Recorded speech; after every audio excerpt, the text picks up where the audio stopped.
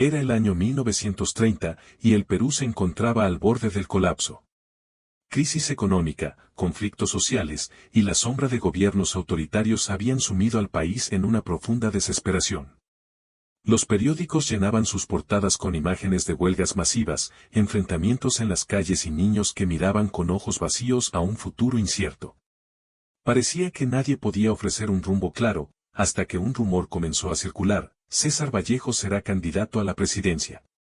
Vallejo, entonces un exiliado en París, apenas podía creer las cartas y telegramas que le llegaban desde Lima. Intelectuales, artistas y líderes sindicales clamaban por su regreso.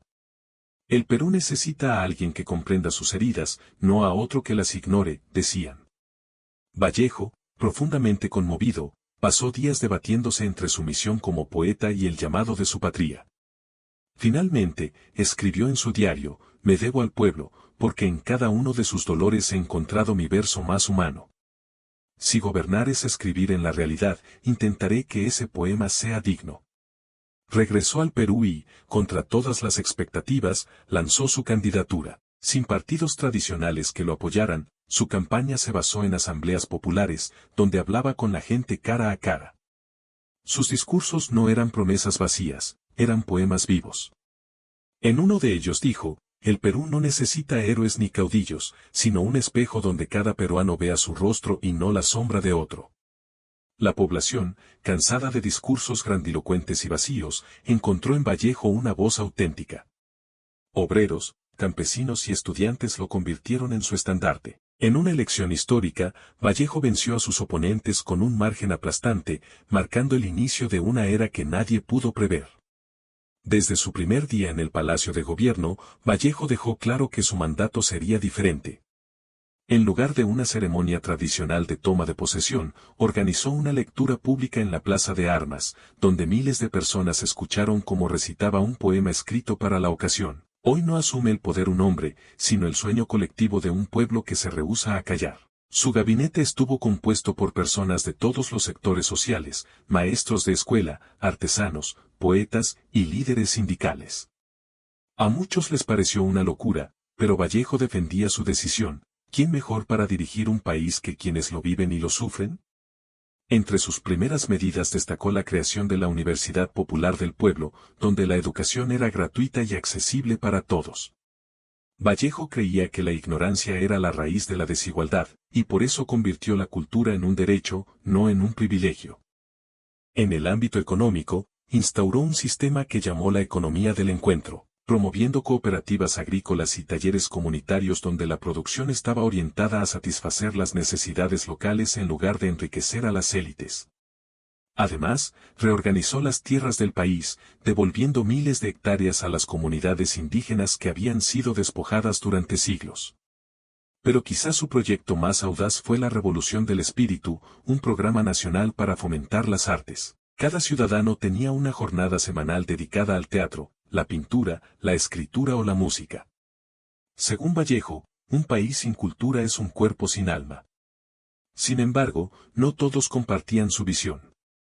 La oligarquía peruana, que había perdido privilegios, lo acusaba de ser un soñador peligroso. Los militares, incómodos con sus reformas, comenzaron a conspirar. Las potencias extranjeras, interesadas en los recursos naturales del Perú, miraban con desconfianza su enfoque autárquico. En un momento crítico, cuando el Congreso, dominado por opositores, intentó bloquear todas sus iniciativas, Vallejo reunió al pueblo en un acto multitudinario y pronunció uno de sus discursos más memorables. Quieren atarnos las manos, pero olvidan que el corazón de un pueblo no se ata ni se silencia.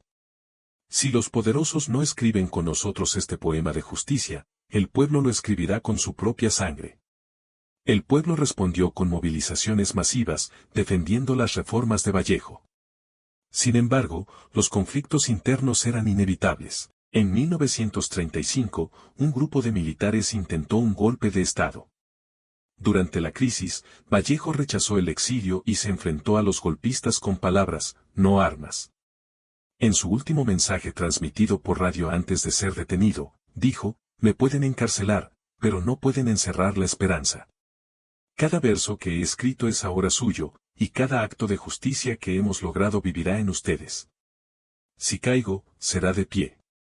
El golpe fracasó gracias a la movilización popular, pero el desgaste fue inmenso. En 1936, Vallejo anunció que no se postularía para un segundo mandato. El poder desgasta incluso al más puro de los ideales, confesó. Se retiró a las montañas de los Andes, donde pasó sus últimos años escribiendo y reflexionando sobre lo vivido. A su muerte, en 1938, miles de personas marcharon en silencio por las calles de Lima, cargando pancartas con sus versos. Aunque su mandato fue breve y lleno de tensiones, su impacto fue eterno. Sus reformas transformaron la educación, la cultura y la economía, y dejaron un país más justo y unido. La historia de César Vallejo como presidente nos recuerda que el liderazgo no consiste en prometer soluciones fáciles, sino en inspirar a las personas a construir juntas un futuro mejor. En un mundo donde el poder suele estar desvinculado de la humanidad, Vallejo demostró que los sueños también pueden gobernar.